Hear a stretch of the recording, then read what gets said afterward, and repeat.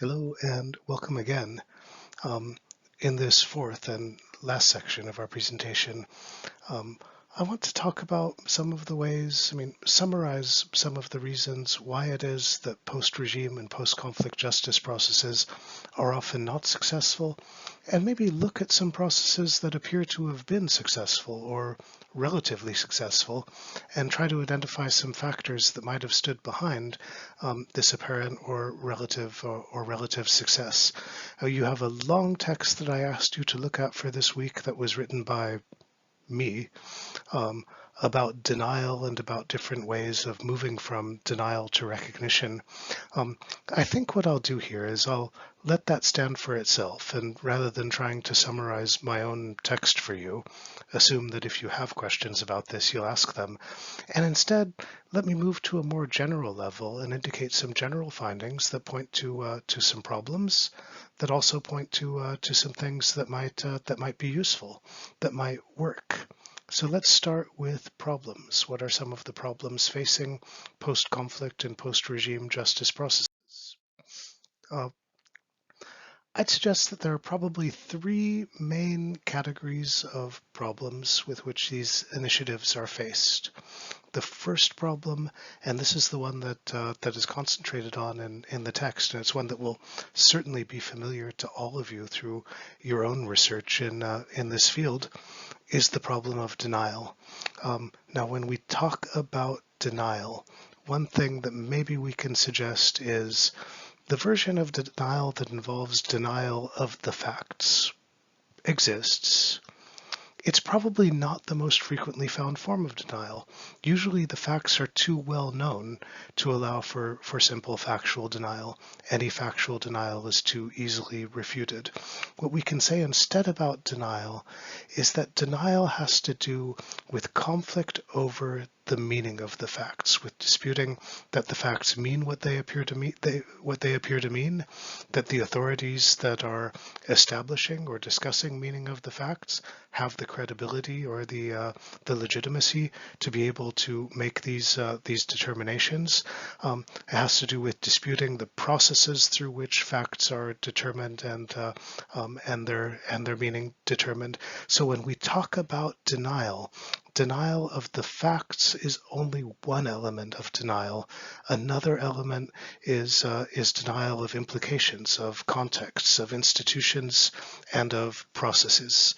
The second set of problems, and this is what we indicated when we were talking about elite-led processes and about the confinement of processes to politicians, to the legal profession, to activists in the non-governmental and civil sector, is the problem that much of the dialogue that involves establishing facts about the recent past and establishing the meanings of facts about the recent past takes place in closed circles that do not engage the public.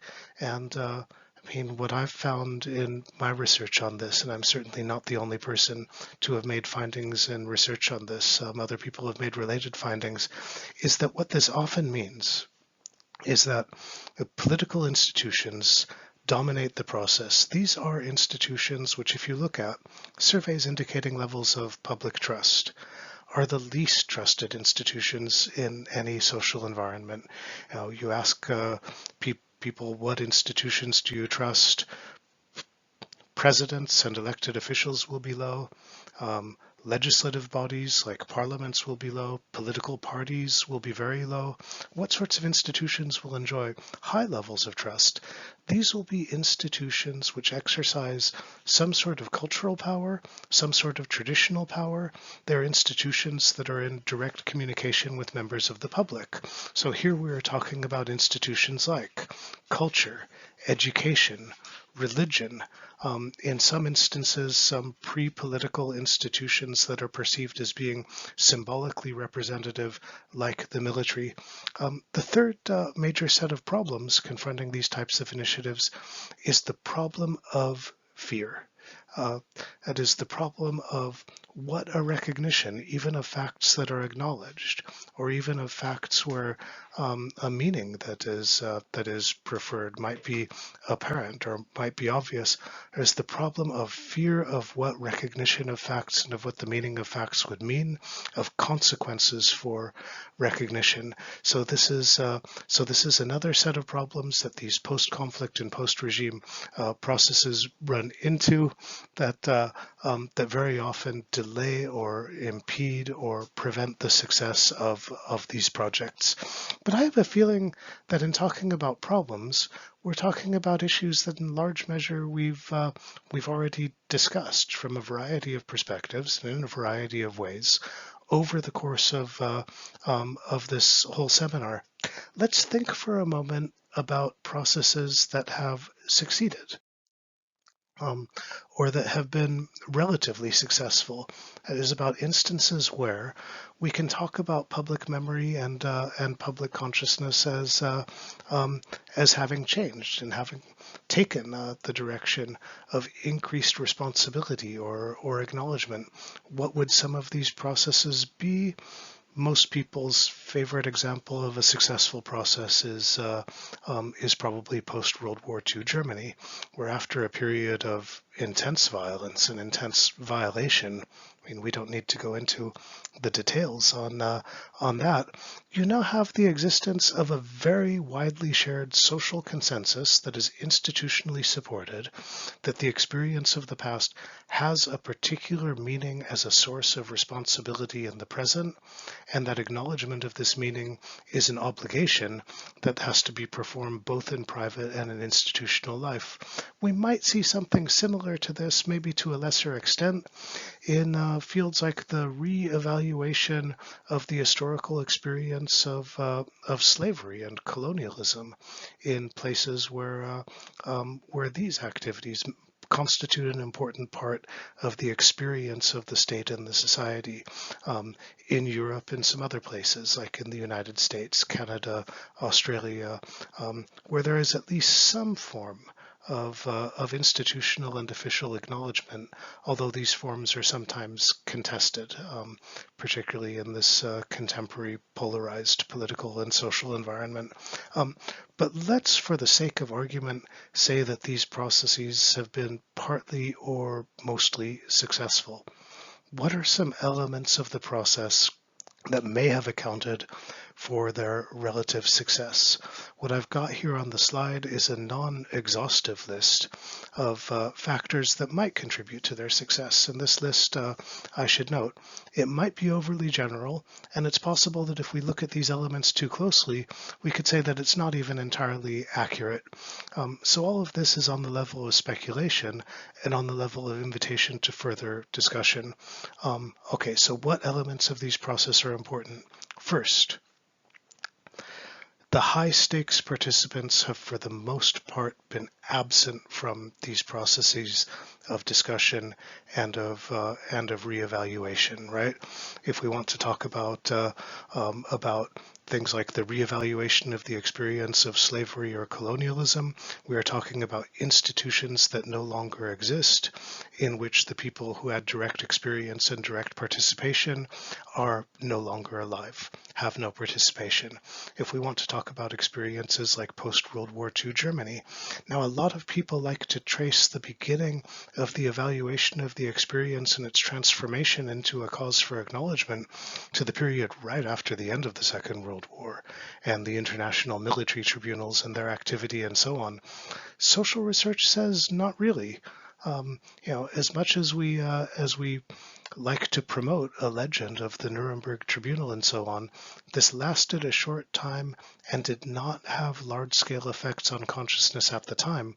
You really began to see the sort of transformation of consciousness in post-war Germany to the point where it reaches the shape that we recognize it as being now about 20 or more years later, in the 1960s and in the 1970s, in particular with the rise of a younger generation that was seeking answers about the experience of the past.